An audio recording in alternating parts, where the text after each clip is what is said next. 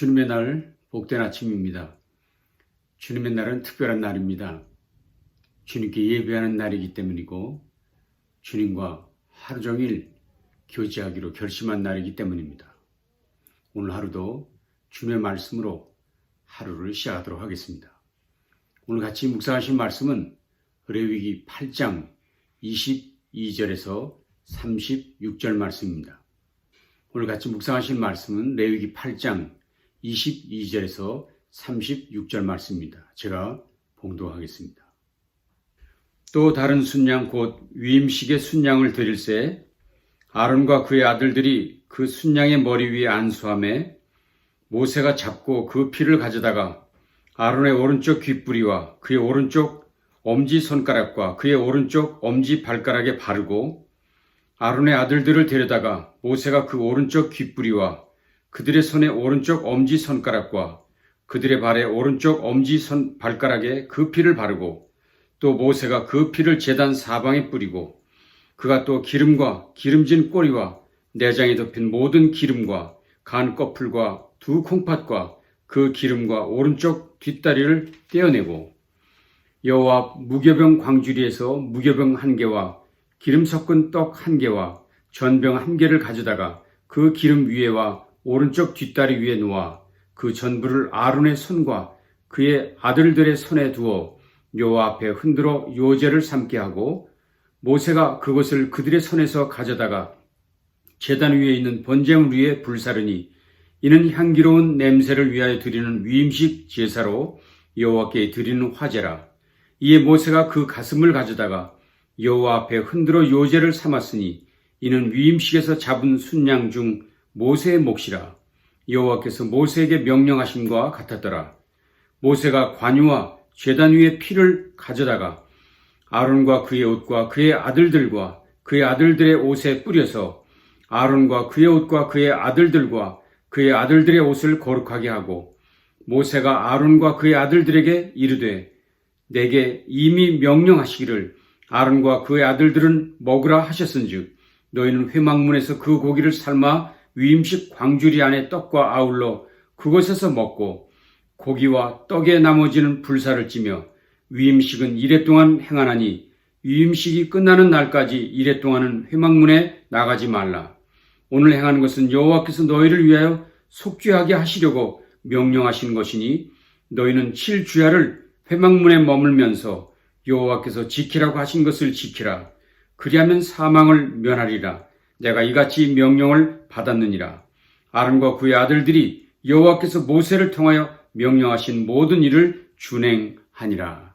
아멘. 구약 성경의 말씀을 묵상하는 것은 쉽지가 않습니다. 아마도 요즘 묵상하는 레위기가 가장 어려운 본문이 아닐까 생각되기도 합니다.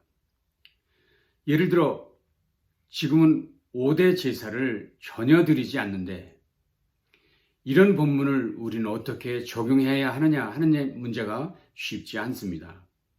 그러나 분명한 것은 레위기도 하나님께서 우리를 위하여 주신 하나님의 메시지인 것을 분명히 믿고 본문으로 나아가실 때 하나님께서 오늘도 이 아침에 우리 모두의 은혜를 주실 줄로 믿습니다. 오늘 본문은 제사장의 위임식 이야기입니다. 그동안 레위기 1장에서 7장에 이르는 동안 5대 제사에 대한 말씀이 있으셨습니다. 이제 8장과 9장에서는 이 제사를 집리할 제사장들을 위임하는 위임식 과정이 소개되고 있습니다. 그 중에 오늘 우리가 읽은 8장은 8일 중에 7일 동안에 걸쳐서 행해지는 내용들을 이야기하고 있습니다. 위임식은 전체가 8일 동안 진행되는데 그 중에 7일간에 걸쳐서 행해지는 이야기가 오늘 본문의 내용이라 말씀할 수 있습니다. 그런데 이 예식에서 중요한 것은 본문 3절에서 이렇게 말씀하신 것입니다. 여호와께서 모세에게 온 회중을 회막문에 모으라라고 명령하신 말씀입니다. 다시 말하면 온 회중을 집합시키신 것이지요. 제사장과 그 가족만 데리고 하시면 위임식이 맞을 텐데 백성들 모두를 불러 모아놓고 그들이 보는 앞에서 이 식을 행하도록 하셨다는 것입니다. 분명히 이 예식은 제사장을 위한 위임식인데 왜 온 회중을 다 불러 모으라고, 그것도 하루 이틀이 아닌 8일 동안이나 불러 모으라고 말씀하시는 이유가 무엇일까요? 그것은 이 제사장의 위임식이 단지 제사장들과 그 가족에게만 아니라 모든 이스라엘 백성들에게 중요한 예식이라. 이 일은 매우 중요한 일이니 너희들도 함께 보아야 한다라는 것을 가르쳐주고자 그렇게 하셨다고 하는 것을 알 수 있습니다. 그렇습니다. 제사장의 세움의 문제는 일부 사람들에게만 아니라 모든 백성이 함께 기억해야 할 중요한 일이라는 것을 알 수 있습니다. 즉 오늘 본문은 레위 제사장 위임식에 관한 말씀이니 우리에게는 해당 사항이 없구나, 이런 생각을 하시면서 본문을 묵상하는 일은 없어야 한다 하는 것입니다. 생각해 보십시오. 베드로 사도는 이런 말씀을 하신 적이 있습니다. 베드로 전서 2장 9절 말씀이죠. 너희는 택하신 족속이요, 너희는 택하신 족속이요 왕같은 제사장들이라. 여기서 너희는 누구를 말합니까? 신약의 모든 성도들을 말하는 것이지요. 베드로는 힘있게 말했습니다. 너희 모든 신약의 성도들은 너희들이 왕같은 제사장이다. 보통 제사장이 아닌 왕같은 제사장으로서의 삶을 살아야 한다 라고 말씀하셨으니 오늘 레위기에서 말씀하는 제사장 위임식 말씀을 소홀히 여기실 수 없다는 것을 여러분이 이제 아시겠죠? 우리 모두가 제사장 같은 사명받은 사람으로서 세상을 살아야 한다는 부탁의 말씀을 이 본문을 통해서 깨닫게 되시기를 바랍니다. 제사장 위임식에서 일어난 일들이 어떤 특정한 그룹이나 목회자나 장로들의 위임식처럼 생각하지 마셔야 합니다. 우리 온 성도가 주의 거룩한 제사장으로서 우리 모두에게 주신 말씀임을 기억하고 본문을 묵상하고 은혜 받으실 수 있기를 간절히 바랍니다. 자, 그러면 이 위임식에 어떤 일들이 있었는지 살펴보시죠. 위임식 전에 먼저 제사장들의 몸을 씻겼습니다. 그리고는 준비한 예복으로 갈아입혔습니다. 그리고는 특별히 기름으로 만든 관유로 성막과 제사장들에게 발랐습니다. 기름을 부은 거지요. 그렇게 거룩하게 했습니다. 그리고 나서 속죄제, 번제, 위임식의 화목제사를 드리게 했습니다. 이 일은 무려 8일 동안이나 진행되었습니다. 이 일이 진행되는 동안 아론과 그의 아들들은 회막 안에만 있을 수 있었습니다. 물론 백성들은 밖에서 이 과정 전체를 눈여겨볼 수 있게 되었을 것입니다.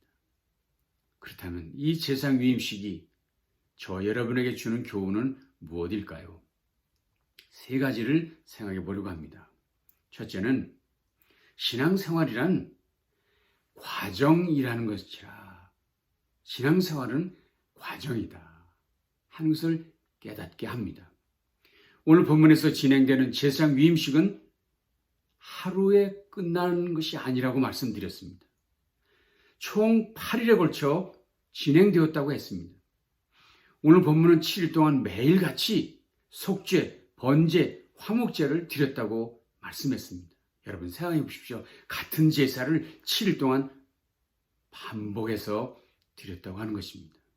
사람들 중에 번거롭다, 지루하다, 새로운 방법은 없을까? 하며 불평하지 않았을까요?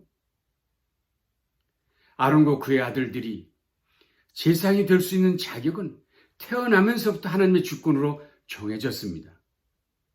그러나 제사장의 역할을 수행하는 진짜 제사장이 되는 것은 8일이라고 하는 긴 과정을 거쳐야 했습니다.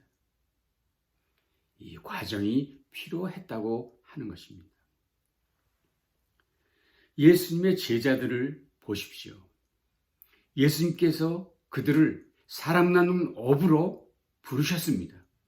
그러나 그렇다고 해서 그 부름받은 직후에 제자가 되는 것이 아니라, 하루아침에 제자가 되는 것이 아니라, 진정한 의미의 제자가 된 것은 주님과 함께 먹고 마시고 지나기를 무려 3년 동안 예수님과 함께 먹고 마시고 지내면서 조금씩 주님의 제자로 변해가는 과정을 갖게 되었다는 것입니다. 그들은 매일같이 먹고 매일같이 같이 행동하고 같이 자고 지냈습니다. 24시간을 주님과 함께 지냈다는 것이죠. 주님의 능력이 없으셔서 그랬을까요? 주님의 실력이 부족해서 그랬을까요? 아니죠. 예수님의 제자, 성숙한 신자의 삶은 과정, 훈련이 필요하다는 것을 이걸 통해서 우리 가운데 말씀하는 것 아니겠습니까? 그런 의미에서 우리의 신앙 성숙, 신앙생활 하루아침에 이루어지지 않습니다. 제사장의 위임식도 8일이 걸렸습니다. 예수님이 손수 행하신 제자 훈련도 무려 3년 동안 같이 동고동락하며 지냈습니다. 그렇다면 우리의 신앙 성숙도, 또 우리의 성화 과정도 한 가정 한 가정 매일매일의 삶을 통해 이루어진다는 것을 이제 우리가 알 수 있습니다. 우리가 드리는 매 주일마다의 예배, 주중에서 성도들 뒤에 함께 교제하고 제자훈련하고 기도회 등등을 하는데, 이런 모든 일들이 매일매일 과정을 통해서 이루어진다고 하는 것입니다. 누군가 말했습니다. 기독교 교육은 반복 교육이다.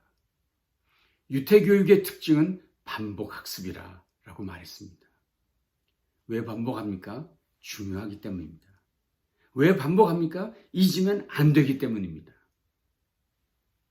우리가 먹는 집밥, 삼시, 세끼, 번거로운 것 같지만 그것을 통해 우리는 매일매일 자라가고 성숙해지는 것을 우리 모두 압니다. 그렇습니다. 성숙한 신자는 반복되는 형식 속에서 날마다 새롭게 부어주시는 놀라운 은혜를 경험하는 것입니다. 매일의 삶 속에서 주님의 동행과 인도하심을 믿고 나아가시는 저와 여러분 모두 되시기를 바랍니다. 두 번째 중요한 교훈은 무엇일까요? 그 매일매일의 과정의 핵심은 구별된 거룩함이라는 사실입니다. 출애굽기나 오늘 레위기에 보면 제사장 위임식의 자세한 내용이 소개되고 있었습니다. 말씀드린 대로 제사장이 몸을 씻겼습니다. 구별된 옷을 입혔습니다. 그리고 기름을 발랐습니다. 그리고 피를 뿌리게 했습니다. 특별히 오늘 본문 중에 아주 독특한 의식 두 가지가 소개되고 있습니다. 하나는 23절, 24절에 나오는 위임식 제사를 드릴 때 피를 제사장의 신체 각 부위에, 귀와 엄지손가락 그리고 엄지 발가락에 뿌렸다는 것. 그리고 또 하나는 뭡니까? 3절에 나온 이야기죠. 피가 섞인 관유를 제사장 옷에 뿌렸다는 것. 옷에 뿌렸다는 것. 몸만 아니라 옷에 또 뿌렸다는 것. 특별히 피를 제사장의 오른쪽 귓뿌리, 오른쪽 엄지손가락, 오른쪽 엄지 발가락에 바르는 행위는 매우 독특하지요. 그런데 놀라운 것은 레위기 14장 14절에 가보시면 이 같은 행위는 나병 환자가 나아서 정결케 되는 의식을 행할 때 갖는 의식과 똑같습니다. 다시 말하면 귓뿌리, 손가락, 발가락에 피를 바르는 의식은 나병 환자가 고침받았을 때 의식이었습니다. 그럼 이런 생각이 들지 않으세요? 이 동일한 의식이 제사장에게도 있었다? 그러면 제사장의 이 의식 자체를 행하면서 너희들도 나병 환자가 회복되는 것처럼, 나병에서 노임받은 것처럼 주님의 보혈로 회복되었다는 것을 잊지 말아라 라는 말씀을 하시는 것이겠죠. 당시 나병은 하나님께 죄를 범해서 생겨난 병으로 인식되었습니다. 지목되었습니다. 몹쓸병이라고 했습니다.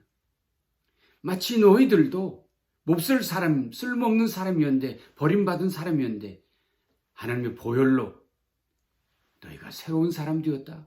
그런 의미로 귓부리와 엄지손가락과 엄지발가락에 피를 바르게 했다는 것입니다. 그 모든 죄악에서 너희도 사함받은 존재인 것을 잊지 말고 살아야 한다. 정결함 받아야 한다 하는 것을 생각하게 하는 것이죠. 그런데 이제 그래도 우리는 좀 의문이 있죠. 하필이면 귓부리, 손가락, 발가락이냐 하는 문제입니다. 여러 가지 해석을 할 수 있겠습니다만 저는 이렇게 생각합니다. 듣는 일에, 손으로 행하는 일에, 발로 행하는 모든 일에 주님의 보혈, 정결케 하는 일이 특별히 필요하다라는 의미가 있지 않을까 생각합니다. 우리가 듣는 일로 얼마나 범죄를 합니까? 우리가 손으로 발로 행하는 일에서 얼마나 부끄러운 일이 많았습니까? 저는 먼저 귀를 언급하셨다는 것은 듣는 일이 더 문제가 많다는 것을 지적하심이 아닌가 하는 생각을 가져봅니다. 그리고 보니 에덴 동산에서 아담과 하와도 사탄의 유혹의 소리를 거절하고 듣지 않았으면 범죄는 시작되지 않았을 때 하는 생각을 해봅니다. 그러므로 이제 모든 이야기가 일리가 있다. 이런 얘기 하지 마십시오. 무슨 이야기든지 유익하다 생각하지 마십시오. 절반의 진리란, 반쪽의 진리란 더 무서운 악임을 잊지 마십시오.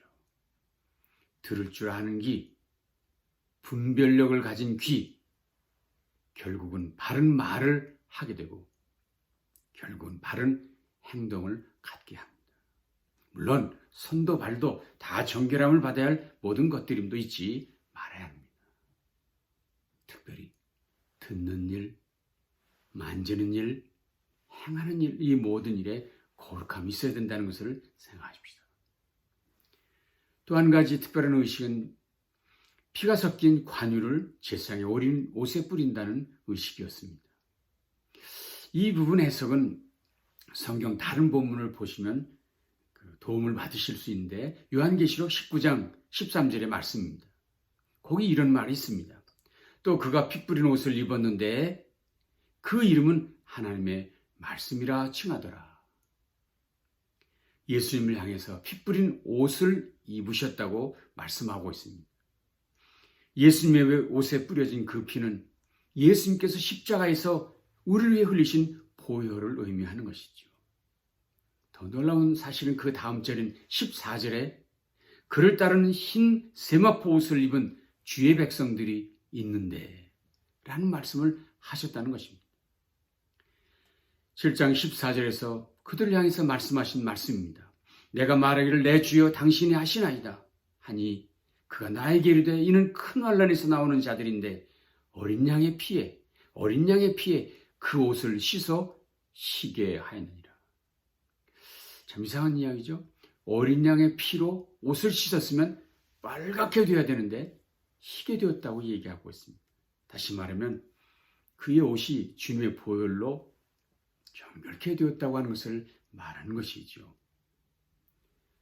그의 삶이 주님의 보혈로 말미암아 정결케 되었다는 것을 의미합니다. 오늘 본문에서 이 말씀을 가져온다면 제사장과 그의 아들들이 입는 옷에 피를 뿌렸다는데 그것은 그들도 역시 속죄의 피, 주님의 보혈로 정결케 되어야 할 것을 의미한다고 할 수 있습니다. 중요한 것은 그런 옷을 입고 매일의 제사에 임했다고 하는 사실입니다.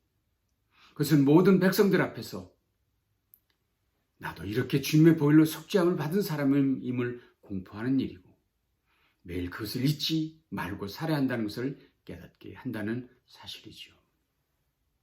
아론과 그의 아들들이 제사장으로 부름받고 구별된 것은 하나님의 주권으로 일어난 구원 사건입니다. 그러나 그 구원 사건은 계속해서 유월절 어린 양의 피를 덧입음으로 말미암아 완성된다는 것을 우리가 이 본문을 통해서 알 수 있습니다. 그렇습니다. 예수님의 피는 우리의 영혼 구원을 이룬 데만 그 능력이 있는 것이 아니라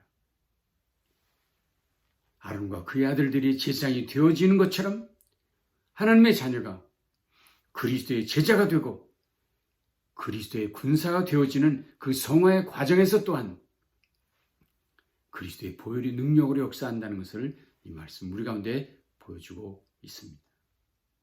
그러므로 우리는 어린 양의 피에 우리의 삶이 점차 그리스도를 닮아가는 것임을 깨닫고 매일의 삶에서 우리의 옷이 피로 주님의 보혈로 정결함을 받도록 그 거룩함으로 우리의 삶이 충만해지도록 나아가는 것이 필요한 것임을 깨닫습니다. 우리의 귀도, 우리의 손도, 우리의 발도, 그리고 우리의 옷도 주님의 보혈로 덮여질 때만 우리가 주님 앞에 온전해질 수 있음을 기억하고 매일매일 그렇게 나아가시기를 간절히 바랍니다. 마지막 세 번째 교훈은 아론과 그의 아들들의 위임식이라는 말씀입니다. 저는 여기서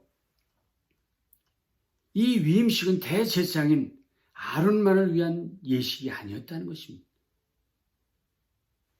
그 아들들도 제사장으로서 위임하는 예식이 되었다는 것입니다. 아론의 전 가족이 하나님의 부르심을 함께 받아 세움을 입었다고 하는 이야기를 이 본문에서 발견하는 것입니다. 아론의 경우 아버지 아론만 제사장으로 부름받은 것이 아니라 그 자녀들까지 함께 제사장으로 기름 부음을 받았다는 것입니다. 아버지만 하나님의 일꾼이 된다는 것이 아닙니다. 그 자녀들 모두도 하나님의 일꾼으로 세움받았다는 것입니다. 저는 여기서 우리의 가정도 마찬가지라 생각합니다. 저는 여기서 우리의 신앙 공동체, 교회도 마찬가지라고 생각합니다. 아버지만의 부름이 아닙니다. 자식들도 함께 부름받아 가족 전체가 하나님의 일꾼으로 서는 것입니다. 오늘날 우리의 신앙 공동체인 교회도 마찬가지입니다. 일부 특정한 사람만, 장로님만, 목사님만, 권사님만 부름받는 것이 아니라 우리 모두가, 우리 교인 모두가 부름받은 왕같은 제사장임을 잊지 말고 각자의 자리에서 하나님의 일꾼으로 살아가야 한다는 이 말씀을 가르치고 있다는 것입니다. 그렇습니다. 결코 이 본문을 특정한 어떤 사람에게만 적용하지 마십시오. 오늘 본문도 아론만 아니라 그의 자녀들까지, 아들들까지 다 이 위임식에 같이 동행하고 있었다는 것을 기억하십시오. 자, 이런 일이 제대로 진행되기 위해서 두 가지를 기억하십시다. 하나는 일상의 삶이 중요하다는 것을 잊지 말아야 합니다. 일상의 삶, 매일매일이 영혼과 잇대어 있습니다. 하루하루가 영혼의 시작입니다. 그러므로 그 매일이 거룩해져야 합니다. 그 하루하루가 천국 삶의 출발점인 것을 잊지 말아야 합니다. 매일매일이. 그리고 또 한 가지는 실제적인 일에서 구별되어야 합니다. 왜 하필이면 귓불이에, 왜 하필이면 엄지손가락에, 왜 하필이면 엄지발가락에, 왜 하필이면 그 옷에 그렇게 했겠습니까?